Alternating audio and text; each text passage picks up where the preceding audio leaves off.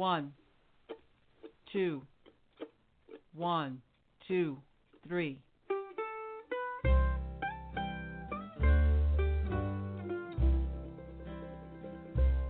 Oh, Leander,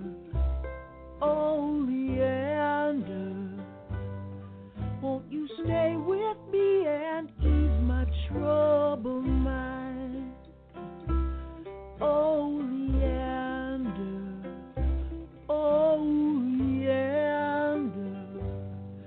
oh, the peace you'd bring might be a friend of mine. Far away from here is a place so near and dear to all who claim to be glory bound from this evil town, because the blood done signed her name.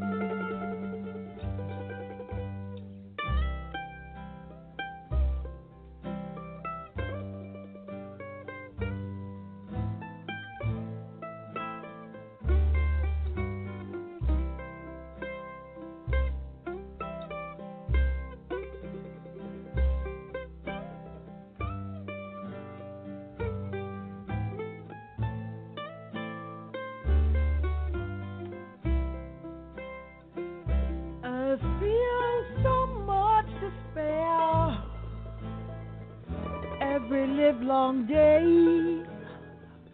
Still it pains me to say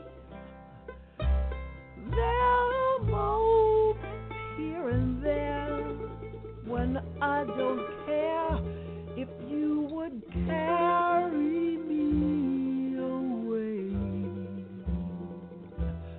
Oh, Leander,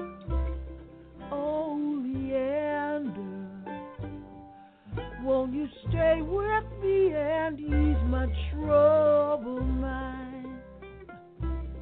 Oh, Leander, oh, the peace you'd bring might be a friend of mine, a friend of mine, a friend of mine, a friend of mine, a friend of mine.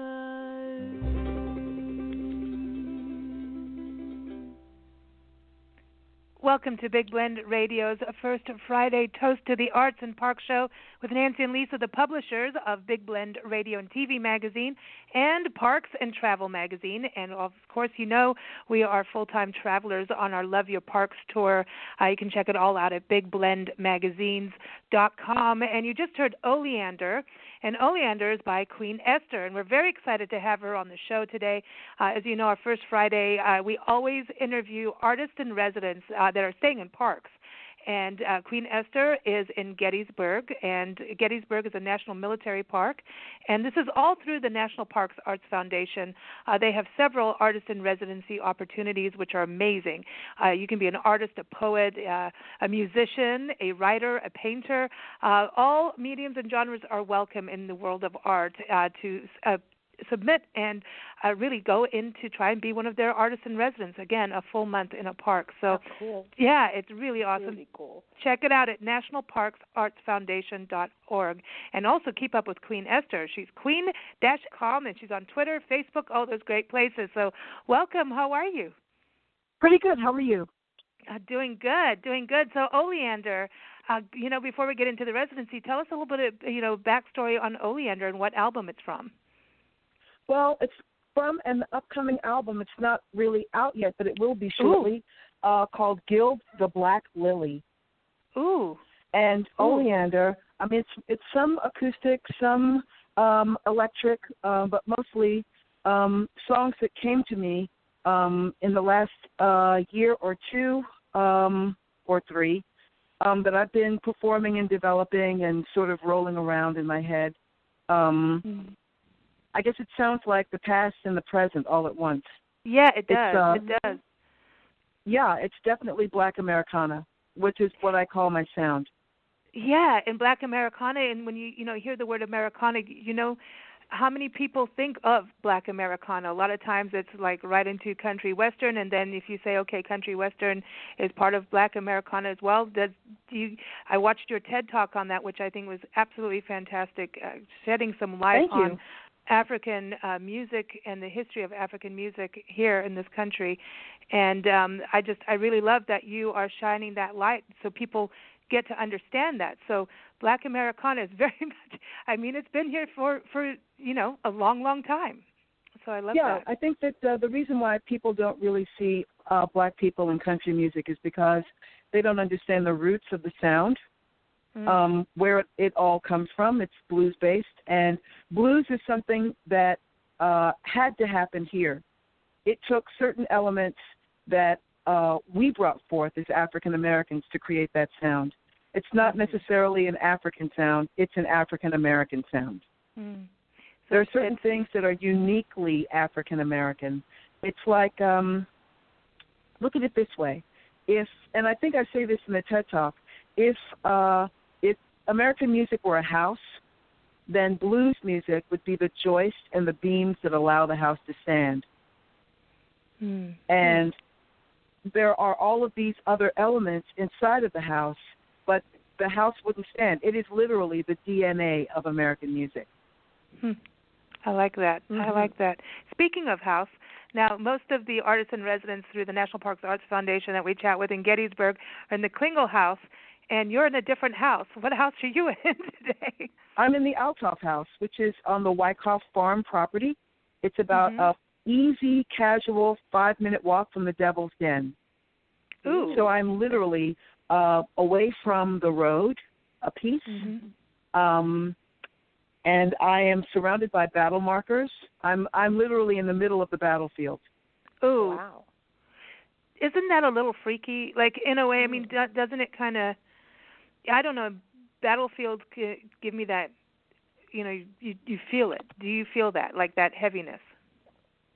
Well, it's interesting. I am a Christian, and I know that God is real and that I'm divinely protected, and that's how I move forth in the world. I also know that,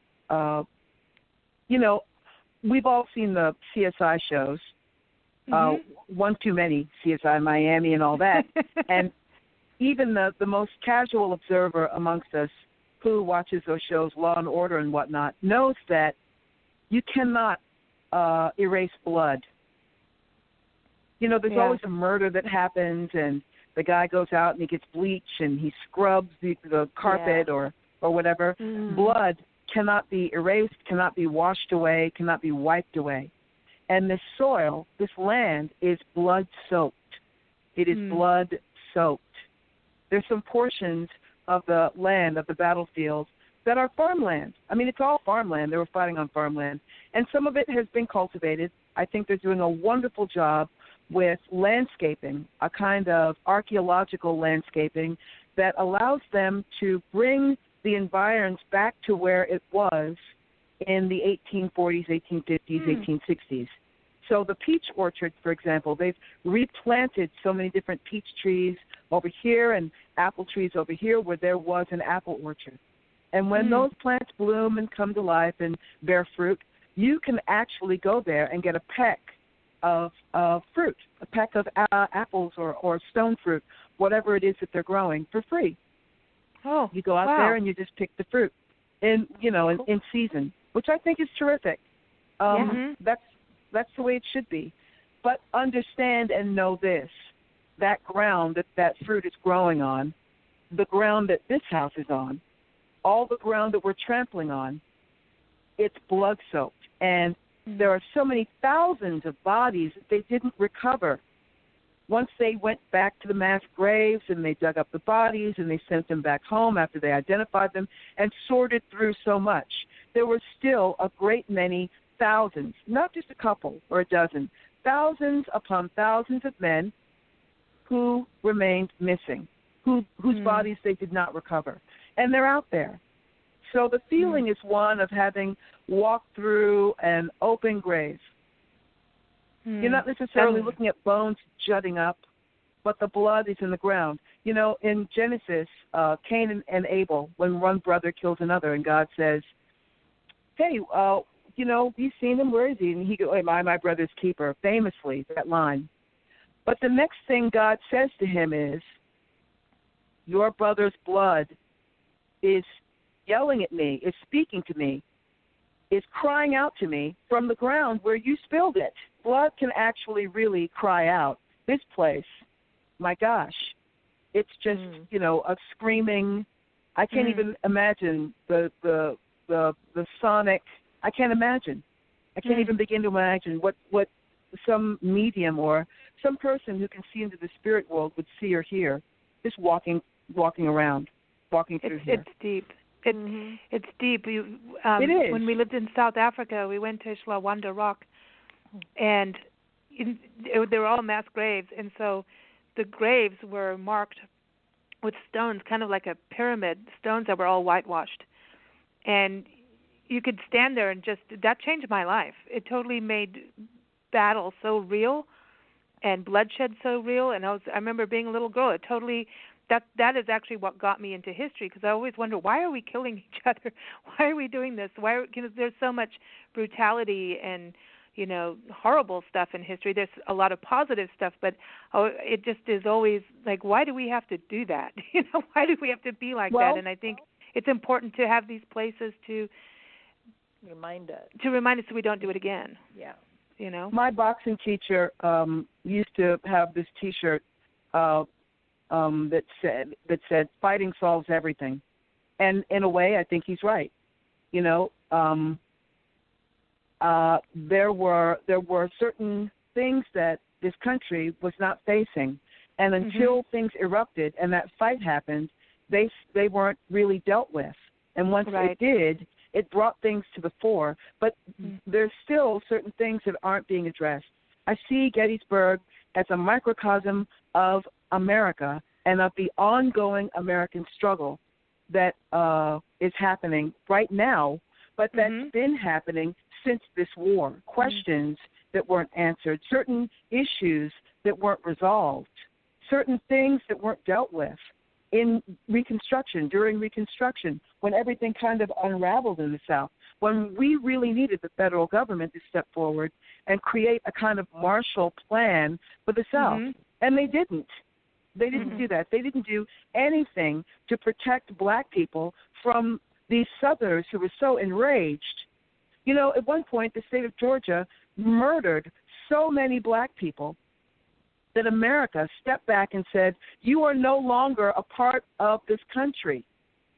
Yeah. You know, and where's the history books, or where's the detail that's talking about that, that's talking about that bloodletting, those massacres that white people did, that no one was punished for, that they felt completely justified in doing, and decided that those things would be erased from history books. We just won't discuss them.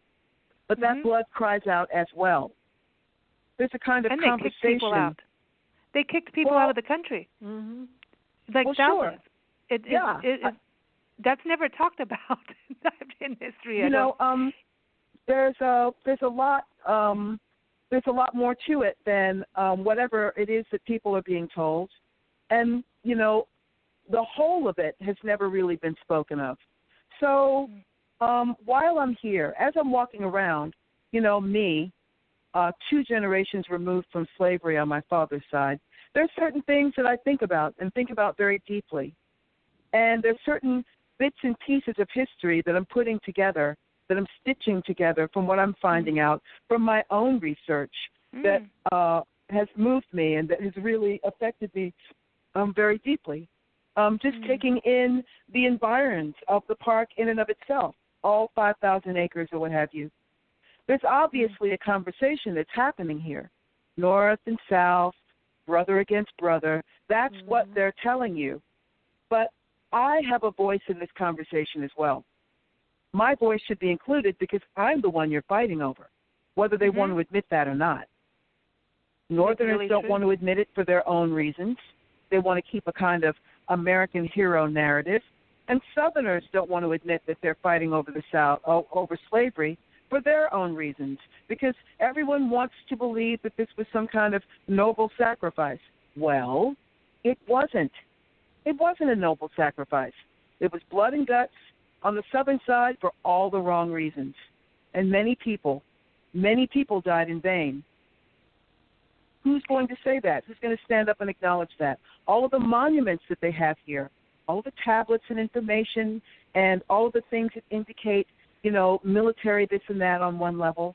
And then on the other level, they have these statues in tribute to sacrifices that were made. And then there are monuments, for the heroes on either side.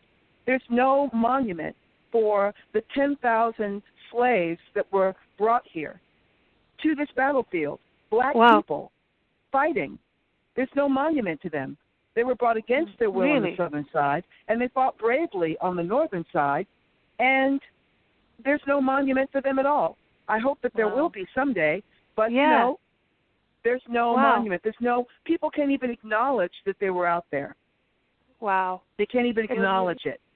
You don't, I'm just remembering from school when I was taught about the Civil War, we knew it was about slavery, and that was the end of that comment, and that was that. When they talked about famous battles and generals, there was no mention of African Americans or Africans at all. I honestly believe that these people just don't want to believe that, their ancestors were evil, were pure evil in their intent towards black people for absolutely no reason whatsoever. None. Pure evil. When you talk about evil, what's the Devil's Den about? I haven't heard about that. Well, the Devil's Den is a grouping of these really large, incredibly massive, and really impressive stones that you could basically climb into. Local lore says that it was filled with snakes, and the local populace wanted the children to be able to go there safely, so they killed all of the snakes except one that was big and black. Supposedly it was as big around as a man's waist, and they call that snake the devil, and that's where that snake would slither into. So that's why, according to lore, it's called the Devil's Den. Wow. When the South, when Confederates actually took over that particular section during the Battle of Gettysburg, I don't know specifically what day or what time that happened, but they took that over and used it to sharpshooters to shoot up on Little Round Top, the Northerners, the Union. And in between the Little Round Top and the Devil's Den is Slaughter Pen, which was piled high with bodies. It is a wide expanse of these huge granite stones, and it's got a brook running through it, which, of course, flooded on July 4th, leaving the wounded who could have been saved to drown. Wow. So that whole area is teeming with stories and battle heroes, and all of that's marked. But there were black people there on both sides. They should be acknowledged. You're right. You never hear about that. No, never. Nope. And the other thing you don't hear about is blackbirding, which is a part of the reason why I really wanted to come here. Before they got here, General Robert E. Lee, sent his troops of soldiers here and there, Confederate soldiers, to go through the land and grab as many black people as they could. That was called blackbirding, where you grab a free black person, not a slave, someone that's free, in many instances born free, and you drag them back down south and sell them off. No. Yikes. Whoa. Yes.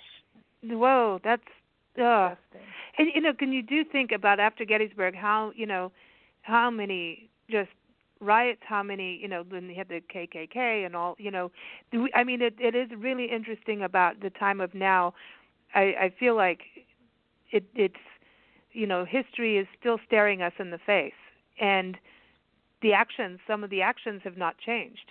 If you look at what... we're living through history. I mean, we're living through... We are the living embodiment of history, My ancestors' blood flows through my veins. But we are also living through history, walking through it, whether it's the legislation, all politics being local, or the ground that we're standing on. All of it, it's all history. And we're living through the after effects of history in and of itself. And so these are things that we should be mindful of as we excavate everything around us for the truth. All I'm really thinking as I'm walking around is, what happened? You had people who were free, who were running from this town, which was about 8% black. A lot of black people don't even know that there were any black people in Gettysburg in the first place. And there weren't. True. As a matter of fact, Pickett's charge was fought on a black man's property. That happened on a black man's property. Most people don't even know that. There was a certain amount of property in Gettysburg, the battlefield, that was owned by black people. Crazy, huh? Wow. What led you to delve into history? Because you're to me a as a musician and a writer, you're a storyteller, and your history definitely you dig into it, and you're making us aware of it through your music and writing. What led you down that path of not just music, but I'm going to say historical music of now and then and now? Well, my mother taught me how to read when I was 3 years old. So by the time I was 5, I was reading on a 5th grade level. So I really have my mother to thank for my love of books, my love of words, my love of reading, and my love of writing, and my love of storytelling. If my grandmother were here, she'd tell you that I was always telling stories and making stories up and acting them out. I think I was standing in a great, grand Southern tradition of storytelling and telling tall tales and whatnot. And I'm an actor first and foremost, more so than anything else. Everything else I'm doing is ushering out of that, is coming from that.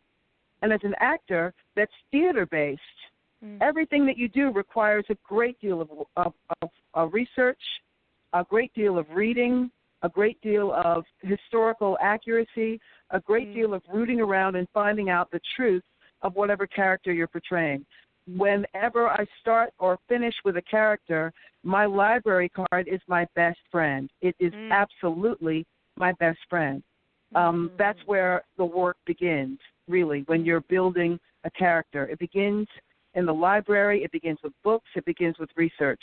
So as a theater actor that does musicals and that does solo performance and that writes my own stuff, not waiting for the phone to ring because I'm just not that girl, I'm constantly reading and I'm constantly looking for information. There are all kinds of things that are constantly piquing my interest, and my head is just one gigantic file cabinet that I've sort of locked things away and put things away and tucked things away for another time. And I'm constantly sifting through it and finding other things.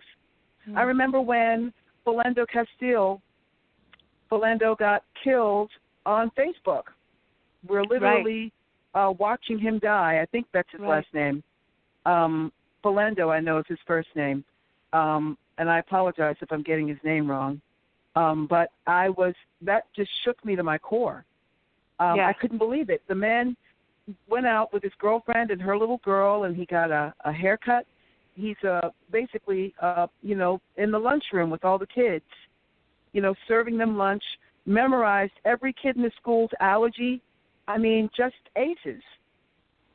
And because the police think that maybe he looks like somebody, that's what happened. They just unloaded their gun on him for no reason. He didn't do anything wrong. And to me, that is a modern-day version of getting blackbirded. Yeah. You have done absolutely nothing wrong. You are walking down the street minding your own business, and the next thing you know, the cops have grabbed you. They've thrown you up against a wall. They've accused you of having drugs. They practically strip-searched you in front of your entire neighborhood. And then when they don't find anything, they're really disappointed because they just knew they would. They completely humiliated you on the curb. And they do that to you whenever they feel like it. That's Bloomberg stop and frisk. And that's you're right. It's the that's same blackbirding. Blackbirding, it is. So it's always that. It's kind of this duality of then and now being the same, and it's just it just is wearing, it's a shapeshifter. It's just in Once a different I realized mode. that these things were happening to black people all the time, all over the place, and we were just hapless. People walking around thinking, I'm having a nice day. Sandra Bland was driving in her car on a sunny day, and she was smoking a cigarette, not thinking that anything was wrong, and her turn signal, she didn't signal on a turn or something innocuous like that, not signaling, or the taillight's broken or what have you. How did we go from not signaling when I turn to I will light you up? I know. It's crazy. It is. And how then, do we go from that to that? And she then got blackbirded. And then people don't want to hear about that either. Nope, they don't. No, That's people don't want to hear about anything unless it affects them personally. But what happens? Here's the thing: what happens to black people in America eventually happens to everyone else. That's right. It's and true. If you wait long enough, if you sit around long enough, and if you wait long enough, it's going to happen to you too. We just have to wait for the whole thing to come around. What happens to like us watching Hitler. happens to you. It just happens to us first. It's true. It's like Hitler. If one kind of, peoples, then the next kind of peoples, then the next kind of peoples, and pretty soon we're just going to get rid of everything till you end up with just the one nation, the perfect nation, and then you're going to start on that. Creepy. That's creepy. But well, I don't necessarily think I don't necessarily draw the Hitler analogy because that's been bandied about so much. I think it's lost a lot of weight. I don't necessarily think it's about winnowing everyone out until there's a perfect race as much as it is prioritizing one over another in so many ways that are so nuanced that you don't even realize you've been disenfranchised, which is exactly what's happened to us.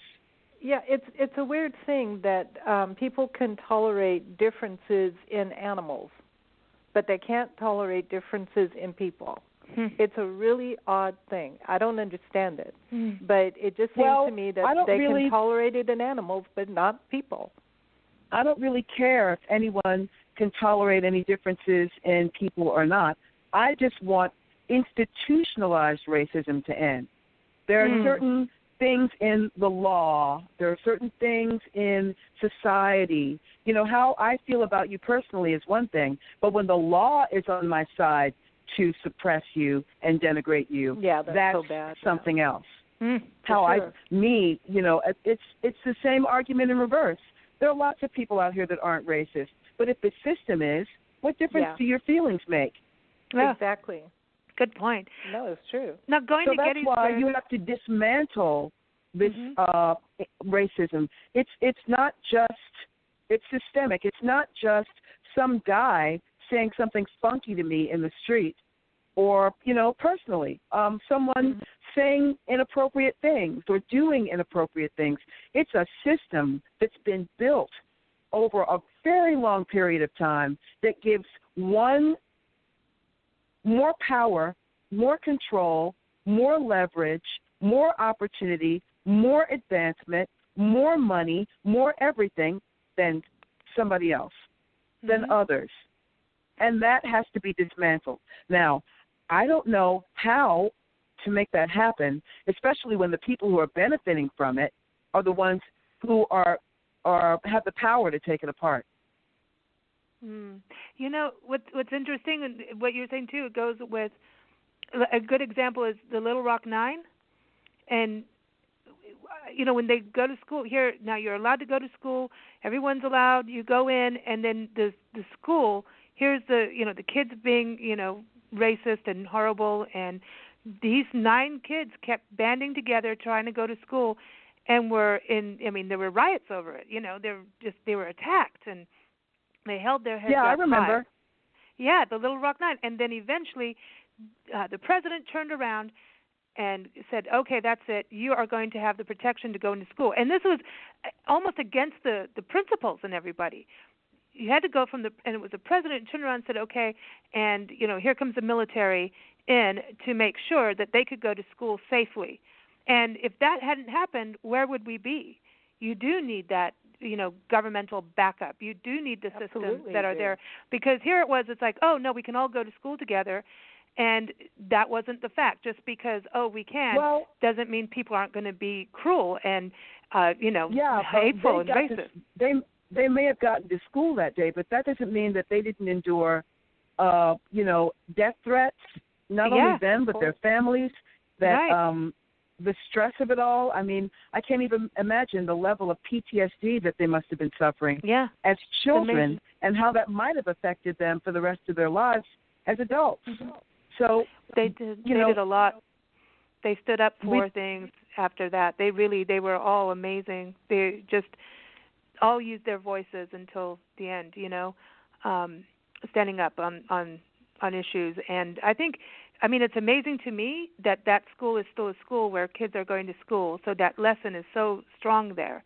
It's important, because that's exactly what you're saying. If you do not have the backup, and that's for youth to have that. I mean, you talk about bullying in school, that's really bad, but that is taking it to a level of, it's all bad. It's all bad. Look at what's going on now. But I wanted to ask you, Queen Esther, going to Gettysburg, when everybody submits their proposal to be an artist in residence, and it's so cool to have a full month. I want to ask you about that, but also, everybody's got a vision of what they want to do while they're there, a project, a vision. What was your vision, and how is that vision going now that you've been in Gettysburg for a little bit? Well, I brought plenty to do. I had a one-person show called Blackbirding, and I needed to edit it and work on it, so there was that. Mm-hmm. I also had a song cycle that I wanted to work on, and another one that I wanted to create. I wanted to let Gettysburg, not just the grounds or the battlefield, but the entirety of Adams County itself, speak to me and give me ideas and just lead me around. There were many mornings when I would walk out to the wheat field, for example, which is basically one of the hot spots in the battlefield in Gettysburg, where there's so much activity. Over 6,000 men fell there, and it is said that at the time you could walk from one end of it to the other and never touch the ground because it was so thick with bodies. Oh, wow. So I just let the place pull me around and explore my first week. And then, whatever songs or ideas would surface, I would write them down and I would develop them and I would sort of put them in the hopper for safekeeping until I could really dig into them later, because I wasn't expecting to have a finished product here, but I was expecting to be inspired, and I was and I am. Cool. So the first week was more about allowing for inspiration, getting into a routine, learning my way around and getting my sea legs, and, figuring out the terrain in lots of different ways, physically, culturally. I don't know how to drive, so I walked everywhere. And the weather's really mild, so that was a real blessing because it allowed me to get to know the park in a way that I wouldn't have if the weather were bad and I were in a car. I could actually go to the Devil's Den and sit inside of it. Ooh. Did you see the snake? Which I've done many times. Walking is, to me, is part of that creative process. It's like you're allowing your brain to breathe. Every step you take, it just allows that. Bring it in, breathe it out. And can't edit as much. When you're walking. Well, the cool thing about walking is that once it's like right side, left side of the brain. Your left side of the brain is occupied, so your right side of the brain that's creative is free and unfettered. And walking, that's when you get ideas, and you're looking around. That's when things come to you, or at least that's the way it works with me. Going for a long walk can trigger a lot, can instigate, can stir up a lot. Because on the one hand, you're looking around, but it's you're getting motion going. I'm getting motion going, and so that just frees up the creative part of my mind to unfurl itself and explore. And here is a place, when the weather is good, when you can just go in any direction. And I had nothing, hanging on me. I had no time constraints. I could stay out in the middle of a field all afternoon if I wanted to. I didn't have any place else to be. So there's a kind of freedom in that allowed me to go further with an idea than I would have if I had responsibilities and I had to go put it down and do this and do that. And what about being there for a full month? A lot of residencies, it's like, here's your week, but for a full month. The month feels like 3 days. It really does. Wow. It feels like I just got here. It takes a little bit to get used to the silence at night, to the creaks and the noises that the house makes. It takes a little bit to figure out where to go get good coffee, where to go be around people, where to eat, where to get your groceries. It takes a little while to just get acclimated. I mean, I'm glad I did that and took a week to do that. And then once that happens, you're even more able to get comfortably uncomfortable, is what I call it, within your creative process. And there's a lot of things in my internal file cabinet about this topic, about Gettysburg, about slavery, about all of it that I have that I've been taking notes on and considering and everything else. And so there's all of that. It's layered. It's not just, hey, you're here for a month. Time moves differently when you're in different places. If you were in New York for a month, it would feel like 3 days.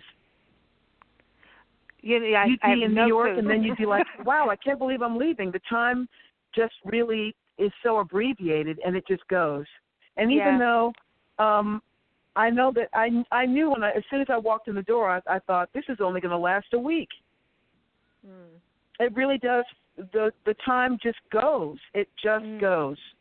I'm really fortunate that I plotted things out, and I made sure that no matter what, I was going to accomplish certain things each week, and I did certain things on social media so that I would have a record of what I've done. I made a playlist on Spotify, Gettysburg the Mixtape, so that everybody that was reading about whatever I was doing on social media could sort of listen along. And the idea is, when I wake up in the morning and I go to the Devil's Den or I go to the wheat field or wherever I'm walking to, that's the soundtrack for my day.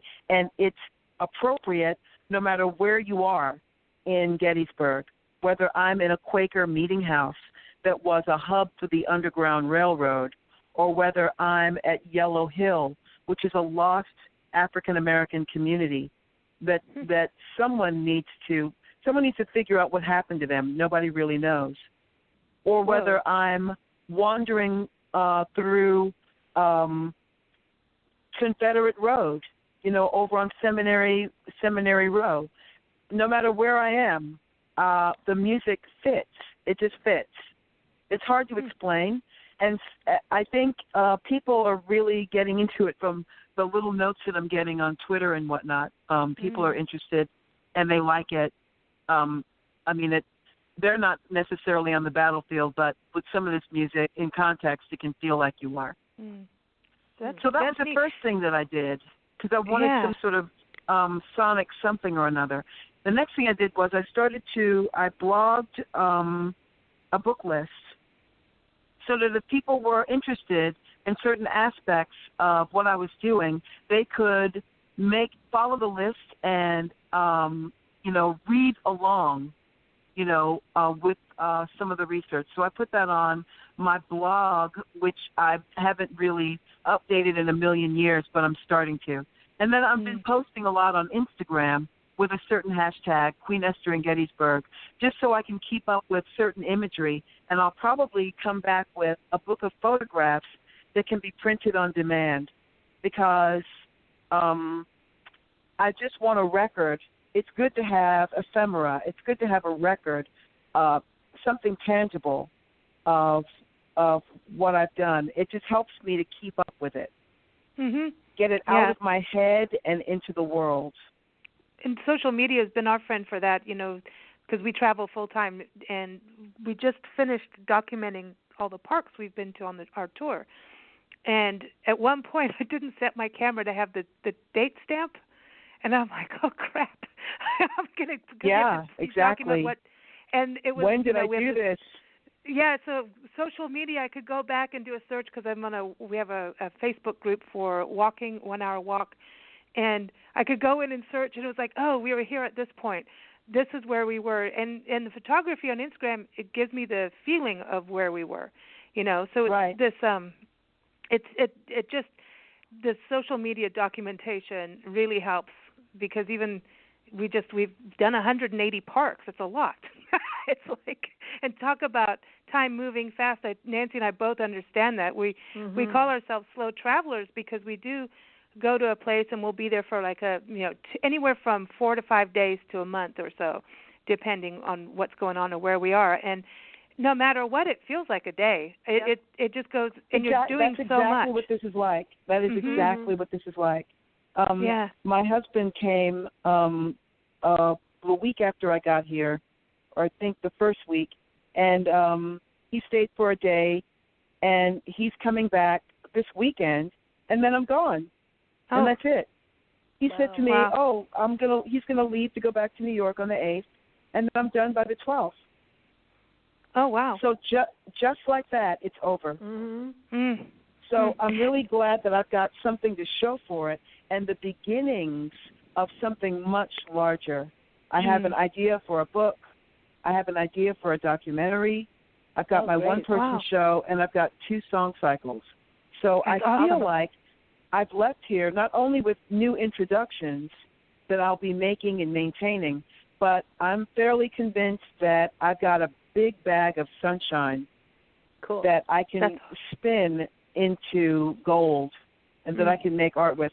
Whatever happens with that art, God only knows, but I'm going to let it out. I'm going to get it off my chest, and we'll just have to, as the old song goes, that the old black folk love to sing, we'll just have to run on and see what the end is going to be.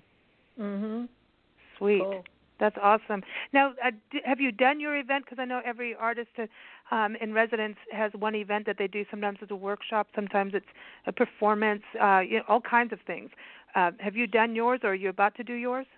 No, I'm not doing that. I can't remember exactly why it got canceled, and it's understandable because this is off-season, and the weather's weird, and so forth. So I met with the curator, and they were like, oh, no. So that's why I was making an effort online to do certain things and to reach out.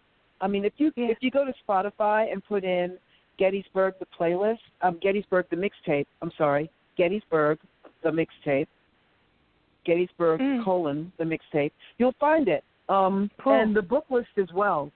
I'm going to make an effort to put that out there. But I think all in all, I'll have plenty to show for my time here, and in short order. And I'm definitely going to be, I'm probably going to start performing some of these songs as soon as I get back to New York.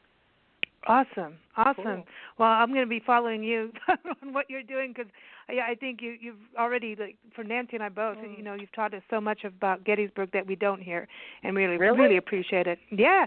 I mean, like you were saying, there's just a whole, and that's what I think, the first Friday, Toast of the Arts, I love it because artists always have something that's different, like a different view, a different stance, and artists are storytellers, no matter what genre it is, in some way you're, sharing history and in a light that isn't the typical. And really appreciate, what you've told us today, and then your music as well. We're going to play Whiskey, and today as we record this, it's International Whiskey Day, so I think it's time to play. Well, the name of the song is called The Whiskey Wouldn't Let Me Pray. Oh, all right. I know I didn't necessarily label it that way. And The Whiskey Wouldn't Let Me Pray. That's the name of the song. Wow, good. That's a good title. Yeah. And is that on an album out now, or the one coming up? It's going to be coming out really soon. Awesome. It'll be out. It'll be out late this spring. Okay, so everyone keep up with Queen Esther. It's queen-esther.com, and also on Instagram, on Twitter, Facebook, Spotify, SoundCloud. She's there, so keep up with her there. Before you go, the name Queen Esther, there's got to be a story behind that. Yeah, there's got to be. Uh-oh. Well, I dig it. Thank you so much for joining us. I appreciate it. And Nancy, you know what? We always do our first Friday, so keep up with us at bigblendradio.com. We always have interviews with artists. We've been doing this, how many years now? Long time. It's awesome. It's so cool to do. And the National Parks Arts Foundation, again, their website is nationalparksartsfoundation.org. And, you hear, where Queen Esther's in Gettysburg. She could have ended up in Hawaii volcanoes if she wanted. Would you do that? Would you go to another one of these residencies? Like, they have dry tortugas. There's Chaco. Absolutely, but I don't think I'm done with Gettysburg. I think I want to come back here, but not the Klingel house. I want this house. Oh, she's into the house. See, everybody's got a specific thing.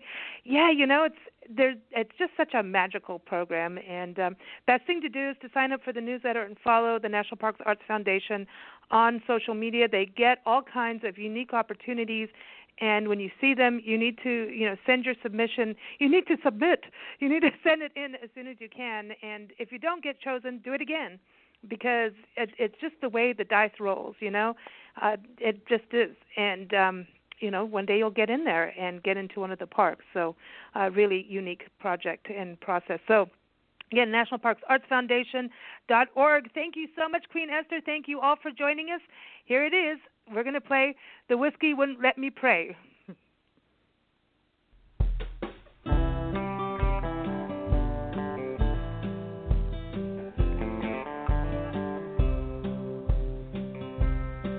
I fell into a bottle and I nearly drowned. I had to fight not to fade away. I tipped it over slow with my broken heart, 'cause the whiskey wouldn't let me pray. Let me pray, let me pray. I had to fight so hard not to fade away, 'cause the whiskey in the bottle wouldn't let me pray.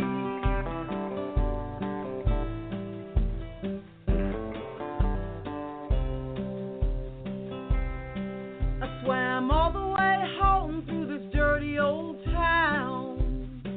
A bright light to guide the way. Don't wanna get so high, tell the world goodbye, 'cause the whiskey wouldn't let me pray. Let me pray.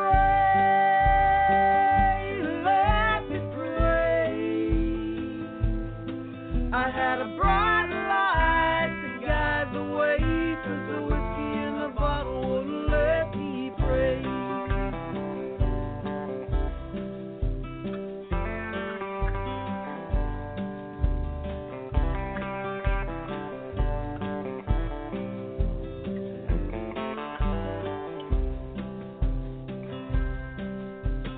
In my dreams I saw a city on a hill.